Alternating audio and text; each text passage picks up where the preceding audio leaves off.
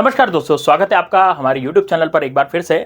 दोस्तों, ईरान की चेतावनी, यदि ट्रंप नहीं रुके तो फिर तेल हो गया खत्म। यानी कि ईरान ने खुली चेतावनी दी है कि यदि ट्रंप अब युद्ध करते हुए नहीं रुके और वो युद्ध करते रहे तो फिर हम तेल की आपूर्ति बंद कर देंगे। तेल की एक बूंद भी आपके सहयोगी देशों को बिल्कुल भी नहीं देंगे। अब दोस्तों, आपको क्या लगता है ईरान किसका सहयोगी है? ईरान जो सहयोगी है ना, ईरान के सहयोगी कह लें या ईरान जिसका सहयोगी है, रूस और चाइना है। यानी कि रूस और चाइना पर तो आर्थिक संकट नहीं आएगा, रूस और चाइना पे तो तेल की आपूर्ति चालू रहेगी। लेकिन हाँ, जो अमेरिका के सहयोगी देश हैं, इजराइल के सहयोगी देश हैं, उनको हम तेल की एक बूंद भी नहीं देंगे, ऐसा ईरान ने कहा है। अब दोस्तों, आपको पता है अमेरिका, इजराइल और ईरान का युद्ध चल रहा है और ईरान पर जो अमेरिका इजराइल ने बीते दिनों में जो हमले किए हैं, उस हमले से पूरी दुनिया गिरफ्त में है। पूरी दुनिया को परेशानी हो रही है उस हमले से। क्यों हो रही है? क्योंकि ईरान में मुख्यतः निकाला जाता क्या है? तेल निकाला जाता है भाई, क्रूड ऑयल निकाला जाता है और गैस। तो घरेलू गैस जो हमारे देश में आती है वो 85% ईरान से आती है। आप सोचिए कि वहां से गैस यहां पर आ रही है, तभी यहां पर गैस की त्राहिमाम मची हुई है। हमारे यहां पर रेस्टोरेंट बंद हो चुके हैं, बेंगलोर में तो रेस्टोरेंट ही बंद हो चुके हैं, वहां तो चूल्हे पे खाना बन रहा है दोस्तों, और वो भी कुछ गिने चुने रेस्टोरेंट पे। भाई, सारे रेस्टोरेंट मिलकर के थोड़ी चूल्हे पे खाना बनाएंगे, कुछ ही हैं जिन रेस्टोरेंट्स। अब वहां पर खाना भी महंगा हो जाएगा, ठीक है। दूसरी चीज, बेंगलोर में तो यह स्थिति है, मुंबई में क्या हुआ है? मुंबई में भी यही स्थिति है। मुंबई में वहां पर घरेलू सिलेंडरों पे ध्यान दिया जा रहा है, कमर्शियल सिलेंडर वहां भी बंद कर दिया है, तो वहां भी होंगे रेस्टोरेंट के हिसाब से वहां मेज भी होंगी, क्योंकि वहां भी छात्र रहते हैं, वहां भी सभी तरह के बाहर के लोग भी रहते हैं। बाहर के लोग घर पे खाना नहीं बनाते दोस्तों, वो रेस्टोरेंट में खाते हैं। अब जो रेस्टोरेंट में डेली का खाना खाता है, डेली वेजेस पे वो लगा हुआ है, आप सोचिए जो व्यक्ति वहां पे डेली खाना खाता होगा वो अब कैसे खाएगा, क्योंकि रेस्टोरेंट तो बंद हो चुके हैं। जब रेस्टोरेंट बंद होंगे तो कितनी ज्यादा जनता त्रस्त हो जाएगी। आप सोचिए, जहां पर स्टूडेंट ज्यादा रहते हैं, जैसे मान लीजिए हम पटना बिहार की बात करें, वहां स्टूडेंट्स का एरिया है। अब यदि वहां पर कमर्शियल सिलेंडर बंद हो जाते हैं तो वहां के रेस्टोरेंट बंद हो जाएंगे, मेज बंद हो जाएगी जहां पर कमर्शियल सिलेंडर जाते हैं। तो जब मेस और ये सब बंद हो जाएंगे तो आप सोचिए कि स्टूडेंट्स पे कितना फर्क पड़ेगा। स्टूडेंट्स कहां पर क्या भूखा मरेगा स्टूडेंट? वो चूल्हा थोड़ी जला सकता है। और राजस्थान में देखें तो राजस्थान में कोटा, सीकर और जयपुर ऐसे जिले हैं जहां पर स्टूडेंट ज्यादा रहते हैं, मेस का इस्तेमाल करते हैं खाने के लिए, मेस और होटल्स का। वहां भी रेस्टोरेंट और मेस की हालत गंभीर है, क्योंकि दोस्तों वहां भी कमर्शियल सिलेंडर जो है वो नहीं मिल रहे। अब कमर्शियल सिलेंडर की सप्लाई बंद होने से क्या प्रॉब्लम होगी, मैंने आपको बता दिया। लेकिन अब घरेलू गैस सिलेंडरों पे भी ज्यादा संकट आ गया है, उसमें भी लोग कतारों में लगे हैं, लाइन में लगे हैं। आप सोचिए कि जब गैस सिलेंडर के लिए लाइनें लगी थी, पहले भी एक बार लाइनें लगी थी। कब लगी थी याद है आपको? नोटबंदी में। अपना ही पैसा बैंक में से निकालने के लिए हम ही लाइन में लगे थे। अब यहां पर एक और त्राही जो है आ गई है, कोरोना में भी लाइन लगी थी। अब यहां पर जो त्राहीमाम हो रही है स्थिति, वो हो रही है दोस्तों गैस सिलेंडर की। अब यहां पर बात गैस सिलेंडर तक सीमित नहीं रहेगी। यदि ईरान ने एक भी बूंद तेल हमें नहीं दिया, एक भी बूंद क्रूड ऑयल हमें नहीं दिया, तो यकीन मानिए यहां पर पेट्रोल डीजल की भी दिक्कतें आ जाएगी, और आने लग गई है मुंबई में। आप सोचिए, मुंबई के अंदर, मैंने आपको ये यहां पर स्क्रीन पर देखते रहिएगा आप, मुंबई में से ये खबर सामने आ रही है कि जबरदस्ती पेट्रोल पंप मालिकों ने, 3-4 पेट्रोल पंप ऐसे हैं जिन्होंने जबरदस्ती ही छुट्टी कर दी पेट्रोल पंप की, बंद कर दिया कि भाई नहीं है हमारे पास फ्यूल, खत्म। जबकि उनके पास फ्यूल होगा। एक साथ सारे पेट्रोल पंपों पे थोड़ी फ्यूल खत्म हो जाएगा, और फ्यूल खत्म हो गया तो आ रहा है आपूर्ति फ्यूल की, तो अभी पेट्रोल डीजल की तो आपूर्ति चालू है, फिर क्यों किल्लत हो रही है? उनको लगता है कि जैसे गैस की किल्लत हुई है ना, वैसे पेट्रोल की भी किल्लत हो जाएगी, डीजल की भी किल्लत हो जाएगी, तो हमारे पास स्टोरेज भरा है सस्ते में, हम उसको महंगे में बेचेंगे। जब 200 रुपए हो जाएगा, 150 रुपए हो जाएगा, तब बेचेंगे, तब खोलेंगे पेट्रोल पंप, आओ अब ले। यानी 100 रुपए का पेट्रोल या 104 रुपए का पेट्रोल 150 रुपए में बेचने की उनकी फिराक है, इसलिए वो बंद करके बैठे हैं। अब ऐसे जो कालाबाजारी करने की सोच रहे हैं लोग, आप यकीन नहीं मानोगे दोस्तों, सिलेंडर से भरा ट्रक ही गायब हो गया। सिलेंडर से भरा ट्रक गायब हो गया। अभी मैं ये भी बताऊंगा आपको कि क्या इंपैक्ट पड़ेगा इंडिया पे इसका। देखिए, ईरान, इजराइल और अमेरिका के युद्ध को आप है ना इतना गंभीरता से ऐसे मत लीजिए हवा हवाई में आप देख रहे हैं, अच्छा T20 की तरह युद्ध को देख रहे हैं, मजे ले रहे हैं। देखिए, इसका महंगाई पे बहुत असर पड़ेगा, भारत पे बहुत असर पड़ेगा, क्योंकि हम 85% क्रूड ऑयल और यहां पर यानी कि तेल है ना, तेल और गैस कहां से मंगाते हैं? बाहर से मंगाते हैं, ईरान से, और वो स्ट्रेट ऑफ हॉर्मुज में से होकर आता है।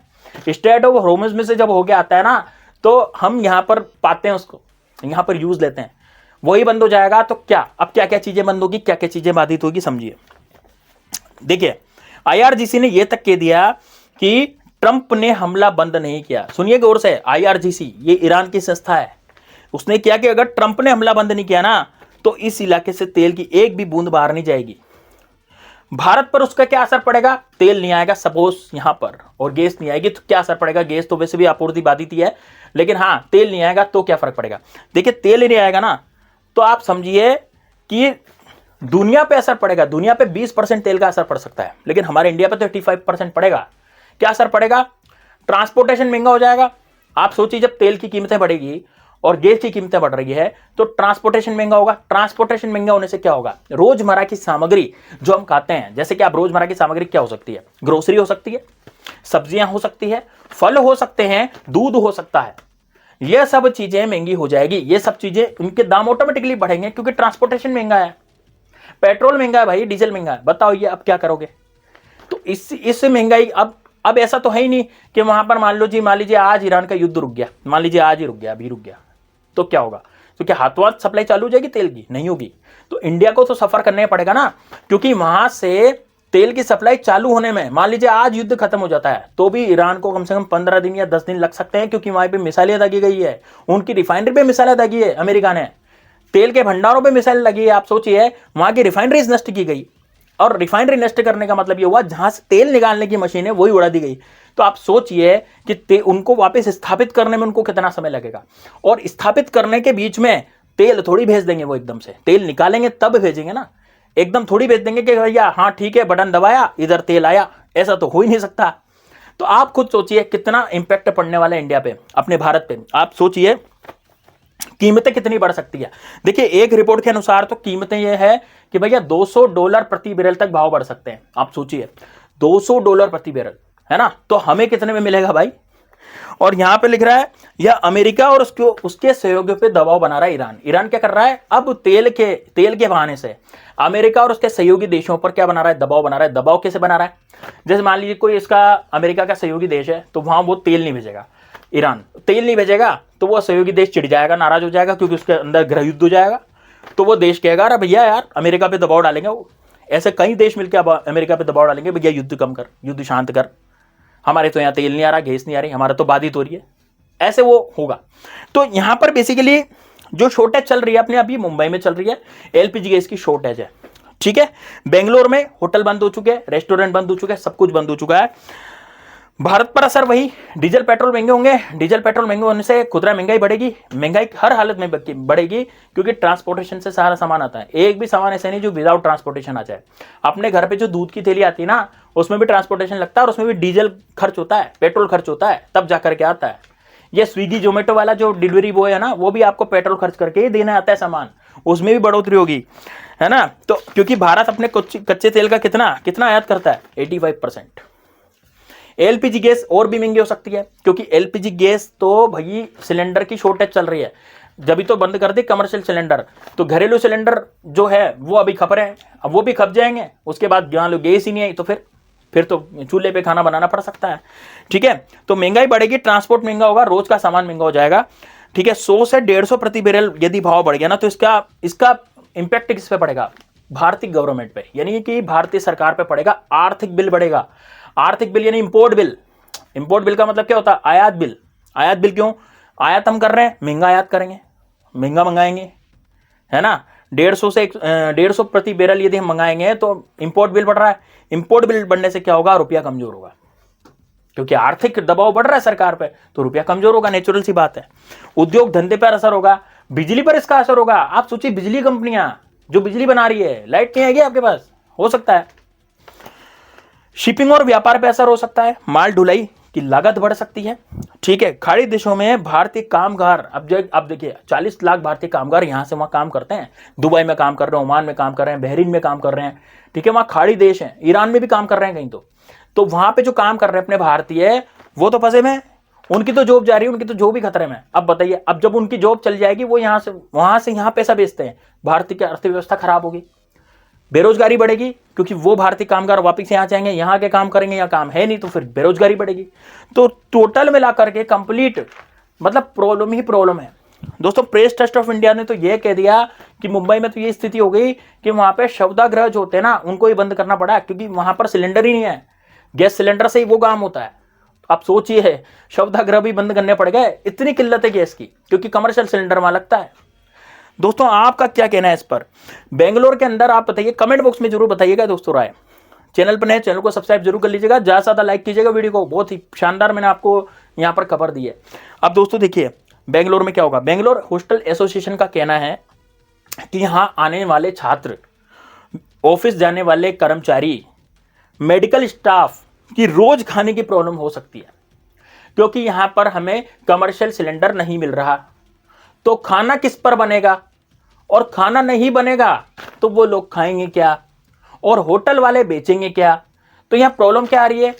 होटल, देखिए होटल यार अपना कौन बंद करता है? मान लीजिए होटल है, बिजनेस है, वो किसी ने सेटअप कर रखा है, उसको बंद करने की नौबत आ गई तो ग्राहक तो कहीं भी चला जाएगा। मान लीजिए आज नहीं मिला उसको खाना, कहीं दूसरी जगह मिला, तो वो दूसरी जगह शिफ्ट हो जाएगा, तो उसका स्वाद बढ़ जाएगा, नहीं यार यहीं बढ़िया मिलता है, अपन तो यहीं खाओ, तो वो ग्राहक उसका गया। तो कोई भी होटल बंद करने नहीं चाहता दोस्तों, अपना रेस्टोरेंट बंद करना नहीं चाहता, सब चलाना चाहते हैं।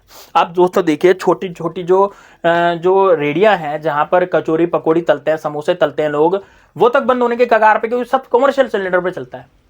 तो यानी नाश्ता तक नसीब नहीं हो रहा। आप सोचिए बाजार में जो आज जाकर के रेलवे स्टेशन उतर के इंसान जाता था और वो नाश्ता कर लेता था पोए जलेबी का, या फिर कचौरी समोसे का, या किसी भी चीज का। या साउथ में देखें तो भैया, साउथ में देखें तो साउथ में क्या मिलता है? चावल मिलता है, सांभर मिलता है, वहाँ इडली डोसा मिलता है।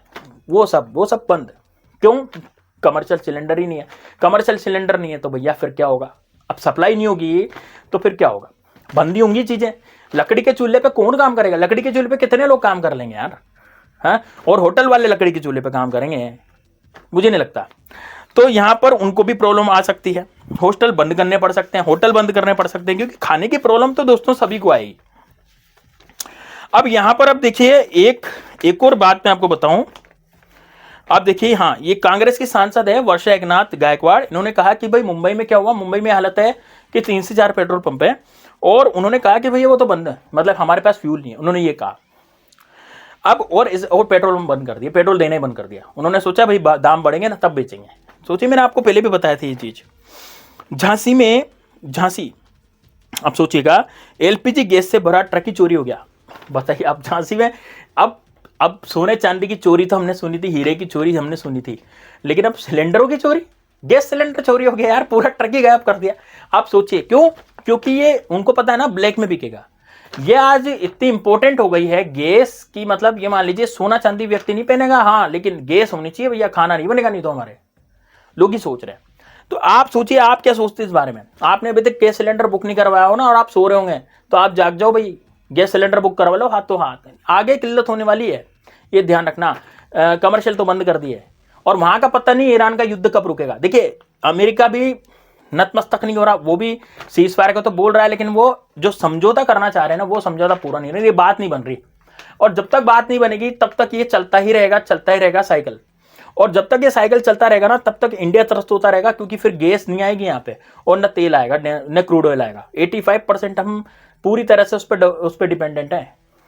आप सोचिए, स्टेट ऑफ हुर्मुज से सारा तेल अपने यहाँ आता है, 85%। स्टेट ऑफ हुर्मुज ही बंद कर रखा है, तो अब फिर वहां से क्या आएगा? कुछ नहीं।